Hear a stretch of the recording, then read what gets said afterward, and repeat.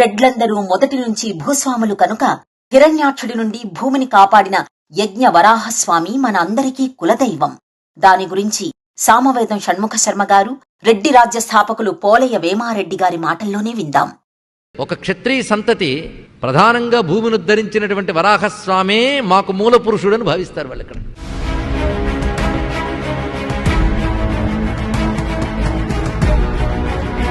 నేను రెడ్డి రాజ్య స్థాపకుడిని, రేచాబ్ద కుంభోత్సవ బిరుదాంకితుడను, ప్రోలయ వేమారెడ్డిని.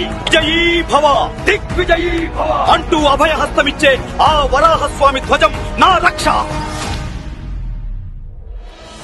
తురుష్కులు నేలమట్టం చేసిన వరహాలయాలు మళ్లీ కట్టాల్సిన అవసరం ఎంతైనా ఉంది.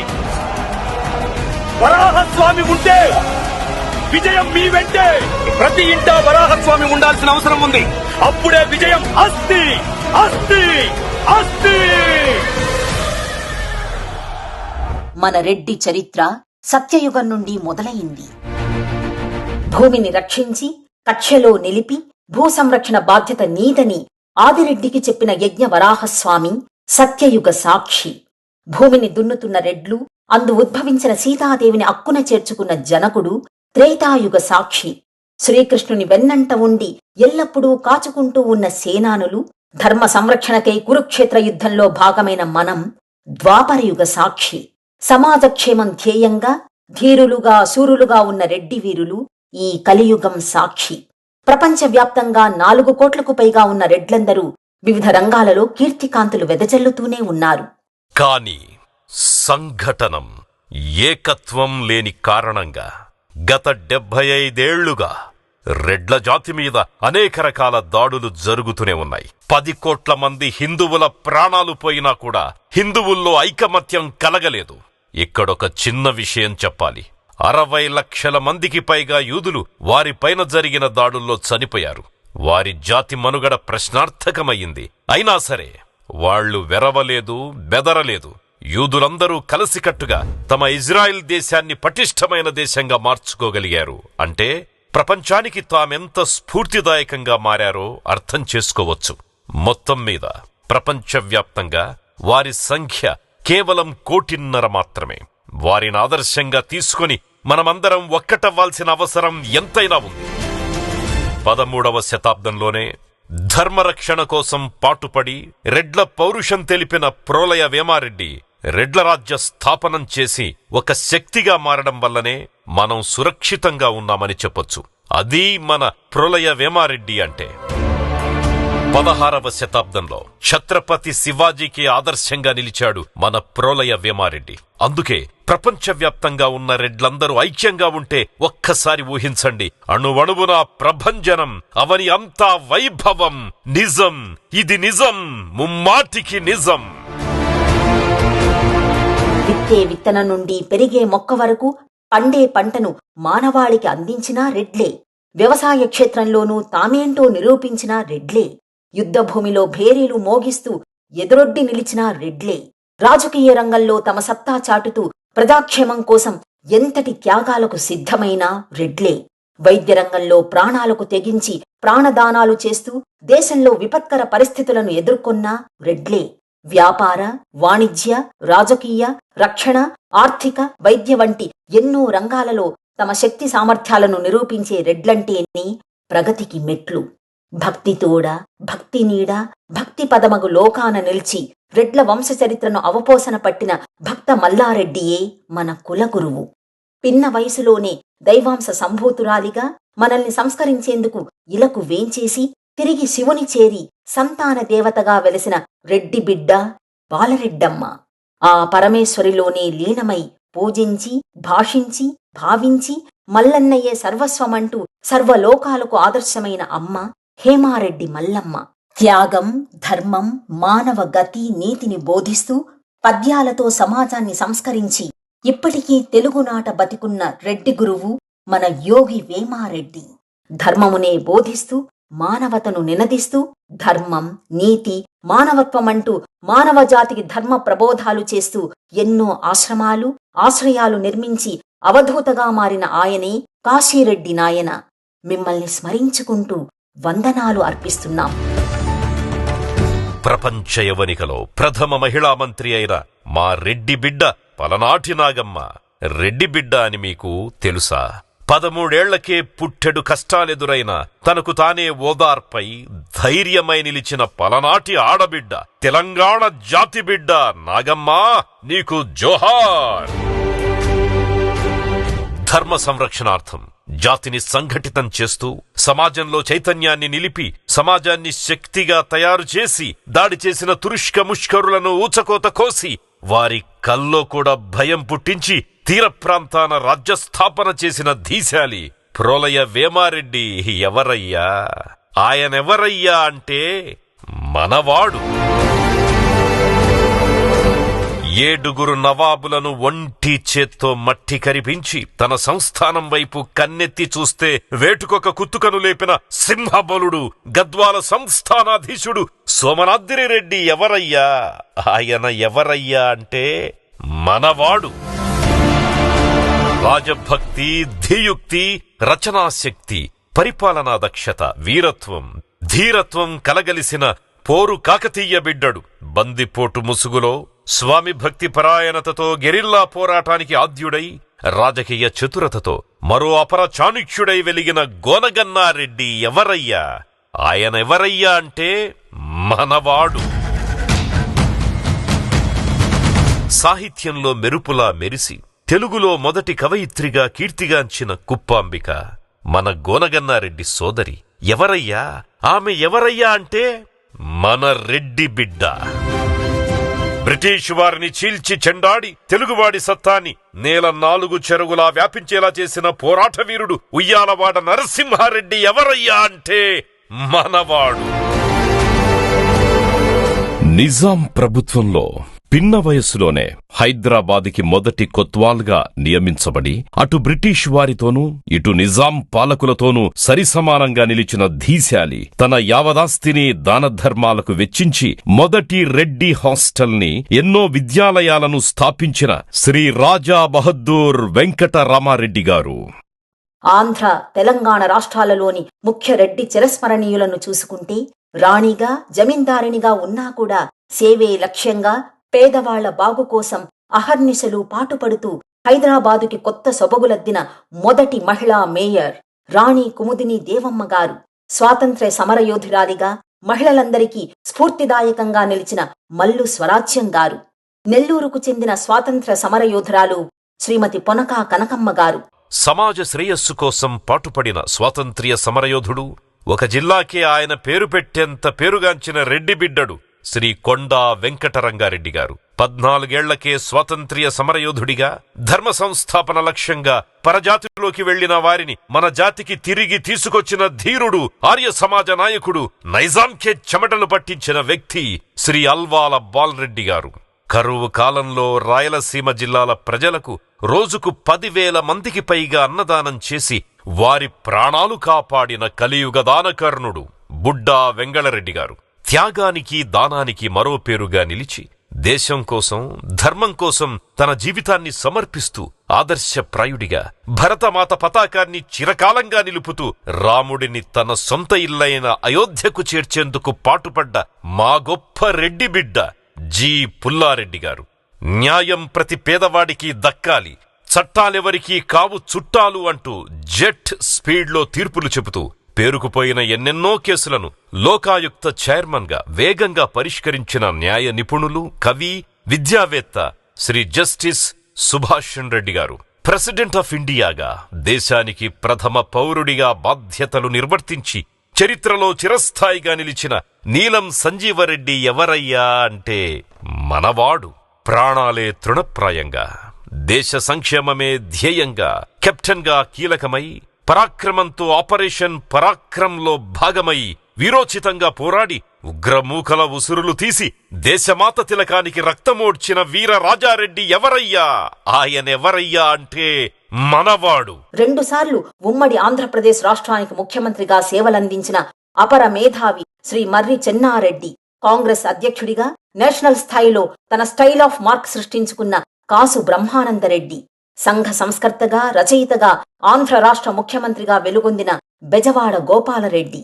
ఆంధ్రప్రదేశ్ రాష్ట్ర ముఖ్యమంత్రులుగా వెలిగిన వైఎస్ రాజశేఖర రెడ్డి, కోట్ల విజయభాస్కర్ రెడ్డి, నేదురుమల్లి జనార్దన్ రెడ్డి, కిరణ్ కుమార్ రెడ్డి, వైఎస్ జగన్మోహన్ రెడ్డి, స్వతంత్ర తెలంగాణకు 2వ ముఖ్యమంత్రి రేవంత్ రెడ్డి, సినీ వినీలాకాశంలో తనదైన మార్క్ని సృష్టించుకొని జ్ఞానపీఠకే వన్నె తెచ్చిన సి నారాయణ రెడ్డి, స్వాతంత్ర సమరయోధుడిగా రచయితగా పేరెన్నికగన్న సురవరం ప్రతాపరెడ్డి, దక్షిణ భాషల్లో సినీ జగత్తుకి రారాజై వెలిగిన విజయవాహిని, చందమామ సంస్థల స్థాపకులు శ్రీ బి నాగిరెడ్డి, దాదాసాహెబ్ ఫాల్కే అవార్డు పొందిన తొలి దక్షిణ భారతీయుడు బిఎన్ రెడ్డి, తెలుగులో మొదటి మూకీ చిత్రం భక్త ప్రహ్లాద తీసిన దిగ్గజం హెచ్ఎం రెడ్డి, మాయాబజార్ చిత్ర దర్శక దిగ్గజం KV Reddy, Telangana film development corporation chairman గా సినీ పరిశ్రమను అభివృద్ధి చేస్తున్న సినీ నిర్మాత దిల్ రాజుగా సుపరిచితమైన వి వెంకట రమణారెడ్డి, దేశవ్యాప్త అపోలో హాస్పిటల్స్ సామ్రాజ్య నేత సి ప్రతాప్ రెడ్డి, ఇలా ఇంకా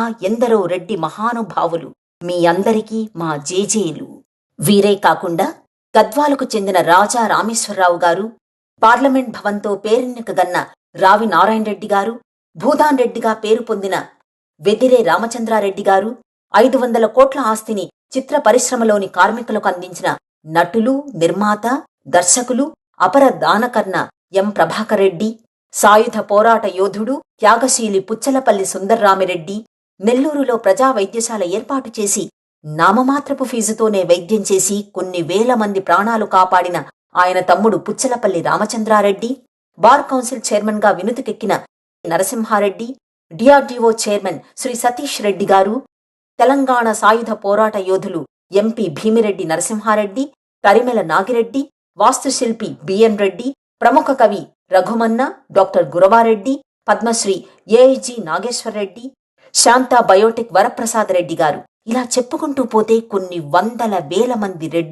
రెడ్ల జాతిలో ఆణిముత్యాలుగా ఉన్నారు.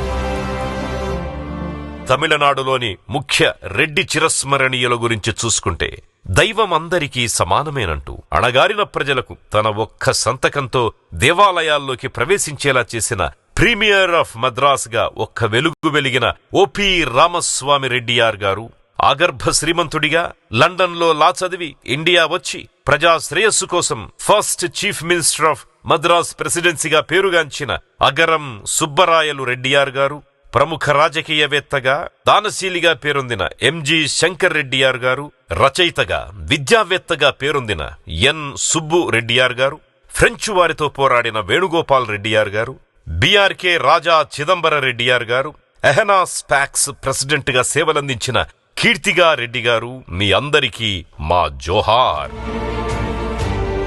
కర్ణాటకలోని ముఖ్య రెడ్డి చిరస్మరణీయుల గురించి చూద్దాం. First prime minister of princely state of Mysore, ఆ తరువాత మొదటి సీఎం ఆఫ్ మైసూర్ స్టేట్ గా వహ్వా అనిపించుకున్న కె చెంగల్ రాయరెడ్డి గారు, సీఎంఆర్ జ్ఞానధారకి ఆద్యులైన చిక్కా మునియప్పరెడ్డి గారు, స్వాతంత్ర్య సమరయోధులు ఎం గోపాల్ స్వామి రెడ్డియార్ గారు, చక్కటి నటిగా సంఘ సంస్కర్తగా కీర్తి నొందిన స్నేహలతారెడ్డి గారు, సామాజిక సేవకురాలిగా సేవలందిస్తున్న అనితారెడ్డి గారు.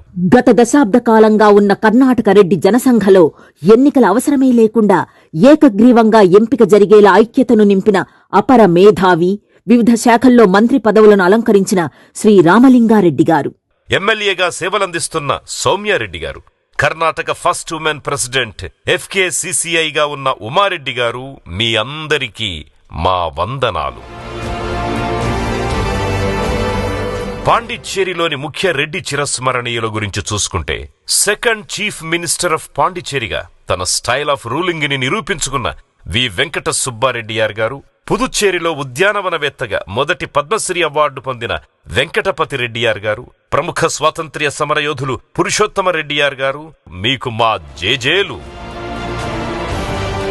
కేరళలోని ముఖ్య రెడ్డి చిరస్మరణీయులను చూసుకుంటే 125 ST Reddiar and sons printing press కి నాంది పలికిన సుబ్బయ్య తెన్నట్టు రెడ్డియార్ గారు, 1910 నుండి ప్రభంజనం సృష్టిస్తున్న సీమాటి టెక్స్టైల్స్ ని స్థాపించిన వీరయ్య రెడ్డియార్ గారు, 1960 నుండి పార్థా టెక్స్టైల్స్ తో విజయ పరంపరని కొనసాగిస్తున్న కె లక్ష్మీ రెడ్డియార్ గారు.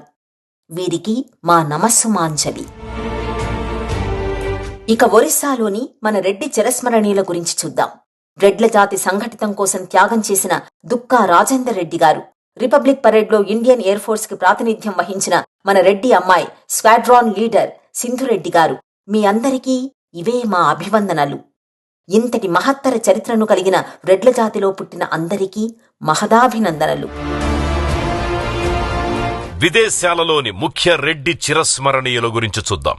ఐక్యరాజ్య సమితిలో భారతదేశ అంబాసిడర్ గా ప్రఖ్యాతిగాంచిన ఏనుగు శ్రీనివాసులు రెడ్డి గారు, శాస్త్రవేత్తగా భారతదేశ కీర్తిని రెపరెపలాడించిన ఐఐఎస్సి ప్రొఫెసర్ కెఎన్ అమూల్య కుమార్ రెడ్డి గారు, వ్యవసాయ శాస్త్రవేత్తగా తన స్టైల్ ఆఫ్ మార్క్ ని సృష్టించుకున్న మన మారెడ్డి రంగారెడ్డి గారు, అమెరికా సంయుక్త రాష్ట్రాల్లోని రెడ్లలో ప్రముఖులు కూచిపూడి నర్తకి యామిని రెడ్డి గారు, అక్కడే ఫ్యాషన్ ఇండస్ట్రీ స్థాపించిన డాక్టర్ అనూహ్య రెడ్డి గారు, జితారా ఏఐ కో ఫౌండర్ గా ఉన్న శ్రీదేవి రెడ్డి గారు, మీకు జయహో.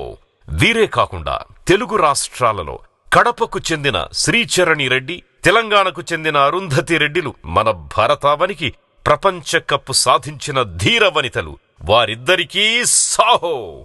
దానం, ధర్మం, దైవం, సామాజిక సేవయే పరమావధిగా, ఐక్యతయే ధ్యేయంగా, సంఘటనమే పరమావధిగా ఏర్పడిన అవర్ రెడ్డి ఫౌండేషన్ నిర్వహిస్తోన్న ఈ all India Reddys organisation conference కి విచ్చేసిన రెడ్డి సంస్థలన్నిటికీ మనసారా స్వాగతం, హృదయపూర్వక స్వాగతం. ఇందులో అన్ని రంగాలలో ఉన్న లబ్ధప్రతిష్ఠులైన కొందరు రెడ్ల గురించి స్లైడ్స్ లో చూద్దాం. విద్యారంగం,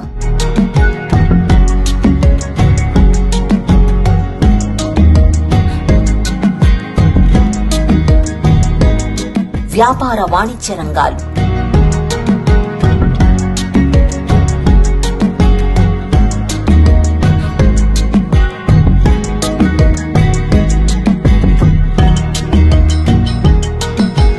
సాంస్కృతిక రంగాలు,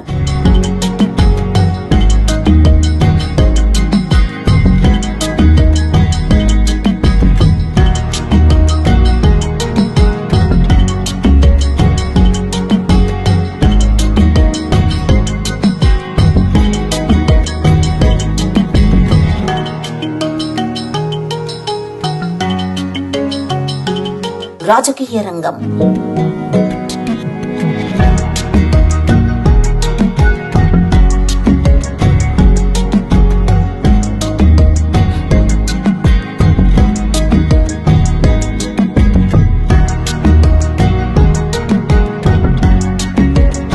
సేవారంగం,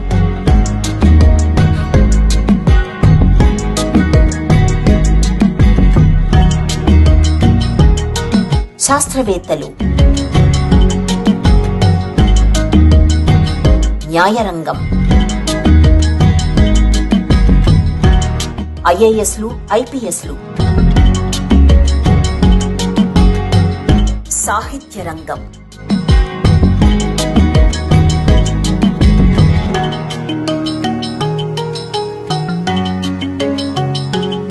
క్రీడారంగం,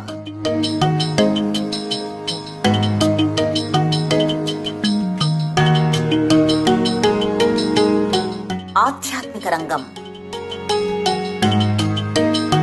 ఈ ఐక్యతా యజ్ఞంలో సహకరించిన మీ అందరికీ పేరు పేరున ధన్యవాదములు. అందరి అభిమతం ఒకటే, ఏకత్వం. అందరి ఆలోచన ఒకటే, సమాజహితం. సేవే లక్ష్యం, సమభావం గమ్యం. అందరికీ నమస్సుమాంజలులు. వీలైనంత వరకు అందరినీ స్మరించుకునే ప్రయత్నం చేశాం. సమయాభావం వల్ల ఎవరి పేరైనా ఇందులో రాకపోతే దయచేసి మన్నించండి. జయ హో రెడ్డి, జయ జయ హో రెడ్డి, జయ హో భారత్. మహాశివుడి అవతారమైన కాలభైరవుడు నిత్యం తన కాలభైరవాష్టకాన్ని పఠించే వారి సకల బాధలను తొలగిస్తాడు. అందుకని రెడ్డి సోదరులందరూ ఆయన స్వరూపాన్ని ఎందుకు పూజించాలో తెలుసుకోవాల్సిన అవసరం ఎంతైనా ఉంది. అది ఇప్పుడు చూద్దాం. లోకమంతా అధర్మం రాజ్యమేలుతున్నప్పుడు ఒక మహాద్భుతమైన శక్తి ఉద్భవిస్తుంది. కోటి సూర్యుల వెలుగుతో ప్రచండంగా వెలిగిపోతూ ఊహకు కూడా అందనంత విధ్వంసం సృష్టించే అధర్మాన్ని నాశనం చేసే మహోన్నతమైన శక్తే ధర్మ పరిరక్షకుడైన మహాకాల భైరవుడు. దివ్యమైన క్రోధానికి ప్రతీక ఆ శక్తి. సమన్యాయానికి ప్రతిరూపం ఆ శక్తి. కాలాన్ని హరించేవాడు ఆ శక్తి. బ్రహ్మకు గర్వభంగం చేసిన మహాకాల భైరవం ఆ శక్తి. కాశీక్షేత్ర పాలకుడై దుష్ట శక్తులను తుదముట్టించే ప్రళయకాల శక్తి కాలభైరవుడు. సమయాన్ని నియంత్రించే ఆ శక్తి ముందు మోకరిల్లాలి, లేదంటే అగ్నిలో కాలి బూడిదవ్వాలి. అమోఘం ఆ శక్తి, అమేయం ఆ శక్తి, ప్రభంజనం ఆ శక్తి. ఆ శక్తి కోపం ప్రజ్వరిల్లితే లోకాలు కంపించిపోతాయి. ప్రళయకాల భైరవుడినెదిరించే దమ్ము ధైర్యం ఎవరికైనా ఉందా? మహిమాన్విత మహాకాలభైరవా నమో వాకములు. నా ప్రియజనులారా, నేను కాశీకి మాత్రమే క్షేత్రపాలకుడిని కాదు, ఈ భూజనులందరినీ కాచుకోనివాడిని. నన్ను ప్రార్థించిన ప్రతి ఊరు, వాడ, పల్లేనంతటినీ కాపాడగలవాడను. నేటి పరిస్థితులలో ప్రతి చోట కాలభైరవుడి క్షేత్రాలుంటే ఆ ఊరు శత్రు దుర్భేద్యమవుతుంది. పవిత్రత, శాంతి చేకూరుతుంది. రెడ్డి వైభవం వర్ధిల్లాలి. ఐక్యతతో మెలగండి. శుభమస్తు, జయోస్తు.